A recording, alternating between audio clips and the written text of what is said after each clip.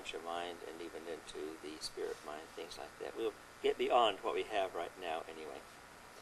But just on first time we meet that term, the factualizing mind of the Supreme as a time-space experience. The mind is there, the Supreme Mind, as it factualizes by our experiences, and it becomes the focalizer of the experiences, the coordinator of these experiences, that which actualizes into the person of the Supreme. That is what gets there is also a personality. The Just Done is a personality where all these experiences are focused on paradise. You really can't contact him to communicate with him, I don't think, but we'll know him and observe him and know the power that is his. He might be the greatest focalization of power ever shown in the universes up to that time, and will probably be so until we see the Supreme coming into his complete unification and actualization. The Just Done is one of the greatest of beings. He is seated, as you might say, right next to the Trinity, the Paradise deities. He is a tremendous force, and we see later on in here, if we continue the book, is that his existence is proof that we already have in existence the God the Supreme, God the Ultimate, God the Absolute, because the factualization of creation of a Just Done was above the powers of the first two. So God the Absolute had to be part of that.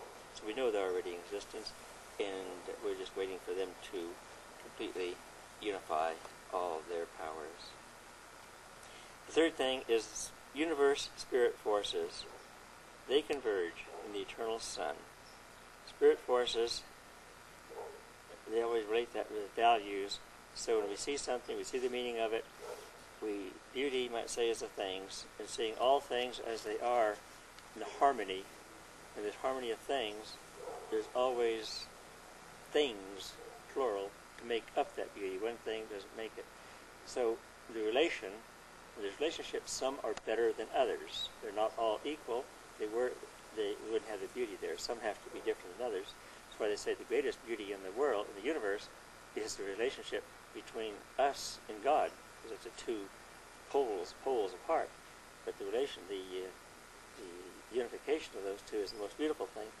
But anyway, when there is a relationship of things, some are better than others. That makes for some are good, some are less good. Doesn't mean they're evil. It just means that in respect to this thing is not as good. So it becomes evil if we choose the lesser thing over the better thing. That's why we always choose the thing of more value over the thing of less value.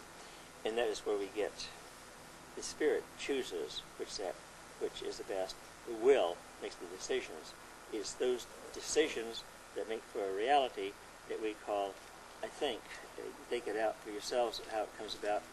But in my opinion, spirit means that. It's that which is coming into being by way of our decisions, and it's a reality. It's something we can visualize, and as we get into that realm, it's not something that just evaluate and that's all there is to it. It has a worth, it has a signature, you might say. It's something that will show up when we get to that realm. It has features to it. It'll have a form. So it's spirit form, though, because it's only on the values. It's not upon anything else. Not on the beauty part of it, the truth of it. It's on the decisive part that you chose that thing because it's better than that thing. So I'm not sure about what they mean by spirit or spirit forces. You kind of have to figure out yourself what it means. It's a very nebulous term, spirit. They always use values with it to figure out where values come from. Fourth thing is the unlimited capacity for deity action resides in the deity absolute. Anything that goes on down here, for the most part, and the deity action, the choices, for instance, anything that has to do with supermortal beings, the deity action, the capacity to do that is unlimited. That all resides in the deity absolute. The unlimited capacity for infinity response exists in a qualified absolute. That's anything in the cosmos. The capacity, the potential down here for it to happen, response to the deity action is also unlimited. So we have the active and the reactive parts are both unlimited, and both of them reside in God. So if things happen down here in an active way or even a responsive way, it has to be the potentials that are in the absolutes of existence, the existential absolutes, which means there's nothing down here that doesn't fall under one or other of these ways in which we are related to the first source and center. Not in the other ways. We may not have a great mind, or we're not using our mind, or our spirit's not there. We do definitely fall under unlimited capacity for response, or unlimited capacity for the action. So these two absolutes, the qualified and unqualified, are coordinated and unified in and by the universal absolute. So the qualified is the deity action, the unqualified is the infinity response. They are coordinated and unified in the universal absolute. The seventh one is the potential personality of an evolutionary moral being, or of any other moral being, is centered in the personality of the Universal Father. If we have personality, it's only there because the personality of the Father is in place. We get the personality from Him. He keeps our personality existence, and He's going to be the final end of our personality. We will not be complete or know what we really are until we understand the personality of the Father. It will probably be one of the last mysteries before we understand the Father, is to understand what personality is. It's one of the greatest mysteries we have, the quality of personality, and that's tied up with the personality of the Father. And of course, that's probably the greatest thing that could ever be, the personality of the Father. But we are even now bound up with Him and His destiny. If He has destiny, He is destiny. But our destiny is in Him. So an evolutionary moral being means that other types of beings that are not evolutionary. They're either created without evolution. They simply have always been like the eventuated beings, including anything that has personality is tied up and centered in the personality of the Father.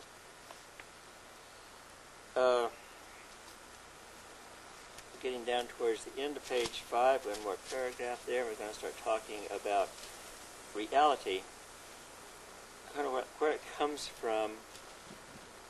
We talked about the first source and how He is a source and how He's related to us. Now we're going to talk about the genesis of other reality, of where does this all come from. Yes, He's great up there, but what about us? How do we make that entrance into existence?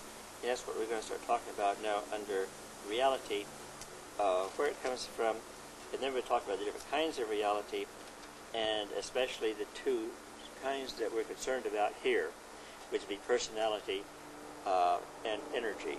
Those are two things that we have to deal with on this sort of planet we're on, personality and energy. But there's other kinds of reality which we need to know about, and how we will be touching on them eventually, or even now, but they're not the ones that are significant for the book as it's written now. So at the bottom of page 5, we start the reality. It's comprehended by finite beings. It's partial, it's relative, and shadowy. I think that's pretty clear with the way scientists study reality. They always come to an end where they don't understand things, and if you keep looking over some of the books on science, they keep upgrading their ideas of it from month to month, year to year, and they're great to follow, but they never come to any really conclusion of what it's all about. There's always growing more and more in it, but it's necessary that we do that because we base all of our ideas upon the findings of science. But it'll always be comprehended by us as partial. It's relative and it's shadowy. We don't see all of it. You don't see all of it in the smallness of it, nor all of it in the cosmic part of it, the macrocosm. It's kind of interesting when you hear these astronomers say, now we're going to see the edge of the universe. Well, yeah, maybe the local universe or beyond, but the size of the universe would be pretty difficult to see the totality, the size of it with our instruments now. We couldn't see, for instance, if we're down here on our master superuniverse number 7, to see across through paradise on the other side. It's just not possible. When we get time, we'll show some visualizations of the sizes where we're at right now. The 2-inch diameter tennis ball, and we're existing in a 3,000-mile sphere of existence, including all the universes. So it'd be pretty hard for our instruments to see all that ways. We don't see the edge of the universe. It's shadowy in both directions, small and large. The maximum deity reality, fully comprehensible by evolutionary finite creatures, is embraced within Supreme Being. And that's important to realize that as much as we can understand about God down here, it'll only be that which is in the same Supreme Being which is evolving along with us. And that is only what we see in time and space, in our evolutionary type of world. That is not God. It will give indications of God. It will be part of God in a way. You might say it will lead us to an understanding of God if we can master what beauty, truth, and goodness is by reflecting upon things, meanings, and values. But that is not really God as is himself. It's God as he is, the shadow of God, you might say, scattered throughout the cosmos. And that's as far as we can go, actually. The maximum deity reality is in that. So we have to get beyond that realm of the Supreme. We have to go with the Supreme into the next phase. That's why this is only the first step in our careers, is in the Supreme Being, because we want to get on to God as we can understand him better than just as he's reflected in creature things, because he's not a creature. Nevertheless, there are antecedent and eternal realities, super-finite realities, which are ancestral to this Supreme Deity of evolutionary time-space creatures. So it's evident that that's the case because something had to get the Supreme in operation down here. So there are antecedent and eternal realities. They're above the finite realm. They're ancestral. They've made it. We are reflections of it.